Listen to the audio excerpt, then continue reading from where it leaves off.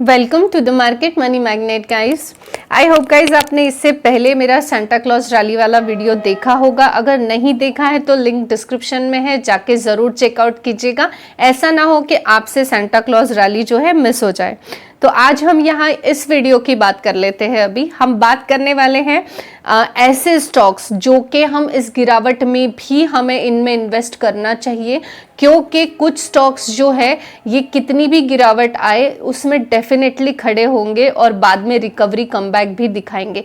और मैं आज आपको इस वीडियो में ये भी बताऊंगी कि कौन से स्टॉक्स है जिनसे आपको दूर रहना चाहिए, जो स्टॉक्स में आपको इन्वेस्ट नहीं करना चाहिए। तो जो है इस लिस्ट में हमारा सबसे पहला स्टॉक है वो है IRCTC। अगर आप IRCTC के बारे में देख लो या आप IRFC को देख लो या तो आप RVNL को चेकआउट कर लो या आप आरकॉन को भी चेकआउट कर लो, सब में निगेटिविटी है। क्योंकि ऐसा तो नहीं है कि पूरा मार्केट डाउन है तो ये स्टॉक चमकेंगे, ये भी निगेटिव में है।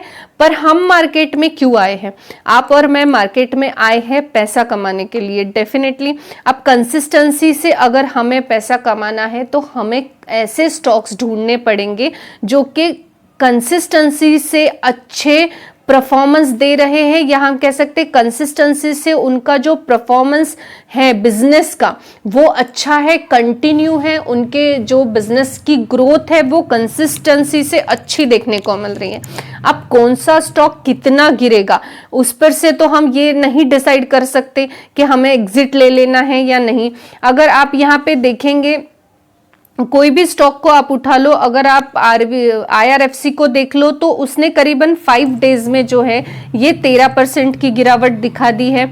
अगर हम इसी स्टॉक को एक महीने में देखेंगे तो एक महीने में करीबन 16% की गिरावट ये स्टॉक ने दिखा दी है।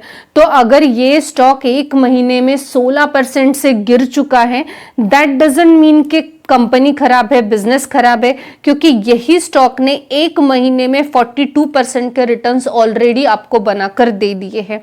हम IRFC की ही क्यों बात करें, अगर आप RVNL को भी देखेंगे तो लास्ट 5 डेज में हम RVNL को देखें तो करीबन 9.5% की गिरावट इसमें देखने को मिल रही है और करीबन एक महीने में 21% की गिरावट हमें देखने को RVNL में भी मिल रही है।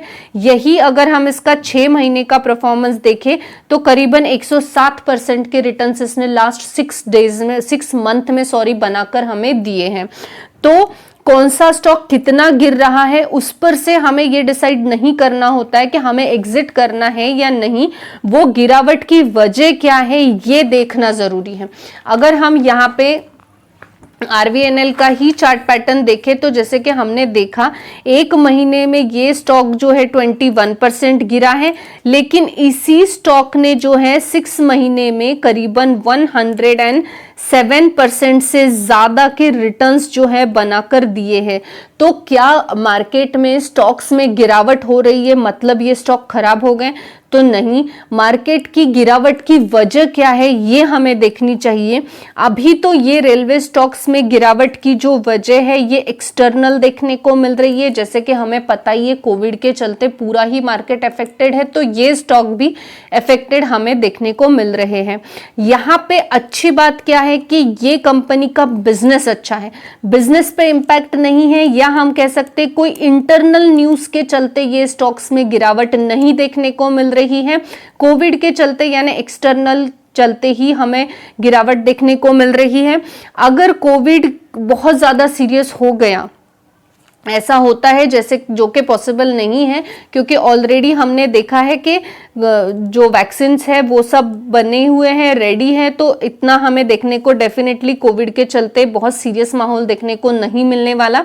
लेकिन फिर भी अगर 1% ऐसा होता है कोविड के चलते सीरियस माहौल हो चुका है, जो रेलवेज है वो रेलवे बंद है या रेलवे स्टेशंस बंद है, अभी सब रेलवे का जो जैसे ट्रेन्स बंद थी, सब बंद थी, स्टेशंस बंद थे, उस वक्त इनके बिजनेस पे इफेक्ट हमें देखने को मिला। अदर देन हमें इसके बिजनेस पे इफेक्ट देखने को नहीं मिलेगा।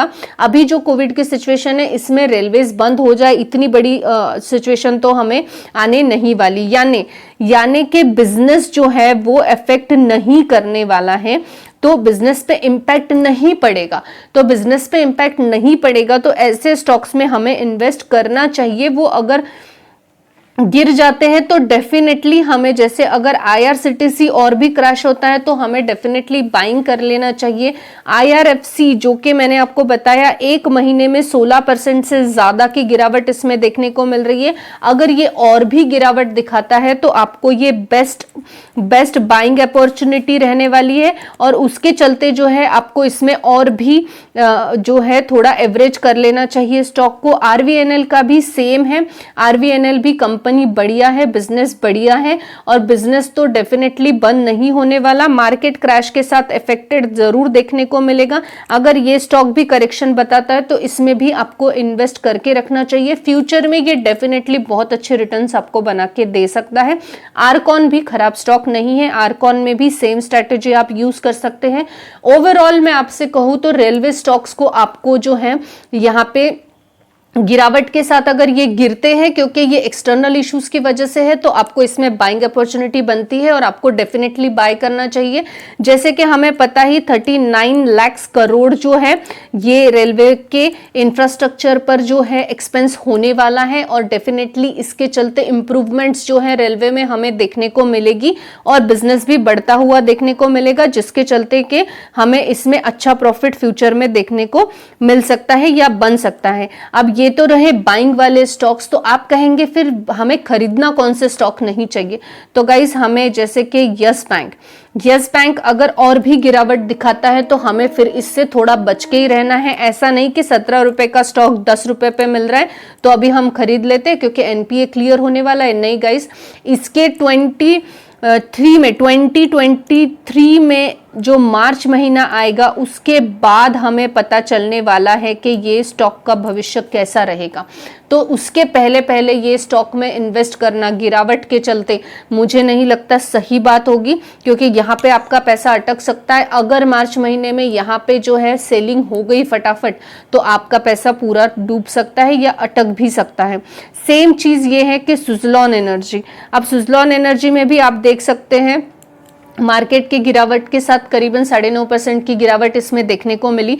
अब ये जो स्टॉक है फुल्ली ऑपरेटर के भरोसे चलते हैं। ऐसे स्टॉक्स के साथ अगर आप गिरावट में, अगर ये स्टॉक कल 4 रुपए पे आ गया और आप सोचेंगे यार बाइंग अपॉर्चुनिटी बन गई अब मैं इसको ले लेता हूं, तो ये एकदम से आपका रॉन्ग डिसीजन होगा, क्योंकि आपको बिजनेस देखना चाहिए। सुजलॉन एनर्जी का बिजनेस अगर आप देखेंगे पूरी तरह कोलैप्स हो चुका है।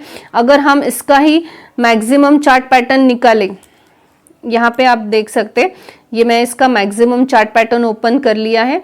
आप यहाँ देख सकते कि ये स्टॉक जो 400 का था यहाँ से टोटल कोलैप्स हो चुका है। अब इस तरह का मैंने आपको पहले भी वीडियोस में सिखाया है, जो पूरा डाउन ट्रेंड में चार्ट चला गया इसका कोई भविष्य होता नहीं है और इसका भविष्य होना पॉसिबल भी नहीं है। इसको फिर से रिकवरी दिखाना नहीं के बराबर है। और ऐसे स्टॉक्स कितना भी आप यहाँ देख सकते हैं 92% ये स्टॉक लैप्स हो चुका है, तो कुछ स्टॉक में बचा ही नहीं है। तो इस गिरावट के साथ अगर ऐसे स्टॉक जो हैं करेक्शन दिखाते हैं और ये स्टॉक में आप एंट्री करते हो, तो ये आप जो है अपने पैसों के साथ आप जो है ये जुआ खेल रहे हो या रिस्क ले रहे हो, जो कि आपके लिए ही कल बुरी संकेत ला सकता है या आपका पैसा डूब सकता है। तो आपको ऐसे स्टॉक्स में हमेशा से एंटर करना है जो स्टॉक का बिजनेस अच्छा है, फ्यूचर में वो बिजनेस अच्छा हो सकता है। इस गिरावट में उस बिजनेस पे ज्यादा इफेक्ट तो हमें देखने को नहीं मिलेगा वैसे बिजनेस, या अगर बाय चांस कोई बिजनेस पूरी तरह से डूबता भी है, कोई बिजनेस पूरी तरह से डूबता भी है तो उसमें वो पोटेंशियल है कि वो रिकवरी दिखाए। तो इस तरह के बिजनेस और इस तरह के स्टॉक्स में आपको जो है इन्वेस्ट करना है। जैसे मैंने आपको बताया कि रेलवे के स्टॉक्स जैसे कि IRCTC हो गया, या उसके अलावा RVNL है, या IRFC है, आरकॉन है या रेलटेल है, ये स्टॉक्स में अगर आप जाएंगे तो इनका बिजनेस जो है कोविड के चलते बहुत अफेक्टेड तो नहीं देखने को मिलेगा, एज वेल एज रिकवरी 100% देखने को मिलेगी। मोनोपोली काइंड का स्टॉक डेफिनेटली ये है और इनके जो फ्यूचर प्लान्स है ये भी बढ़िया देखने को मिल रहे हैं। ऐसे स्टॉक में जाइए, यस बैंक हो गया, सुजलॉन एनर्जी हो गया, BCG हो गया, इस तरह के स्टॉक से जो है आप दूर रहिए। आप मैक्सिमम चार्ट पैटर्न ओपन करके देख सकते हैं, डाउन ट्रेंड का अगर चार्ट हो वो, तो ऐसे स्टॉक से गिरावट के समय में दूर ही रहिए, क्योंकि ऐसे स्टॉक्स आपके पैसे को पूरा बर्बाद कर देंगे और कॉन्फिडेंस को जीरो कर देंगे। आई होप गाइस आपको इंफॉर्मेटिव लगी होगी। Thanks for watching.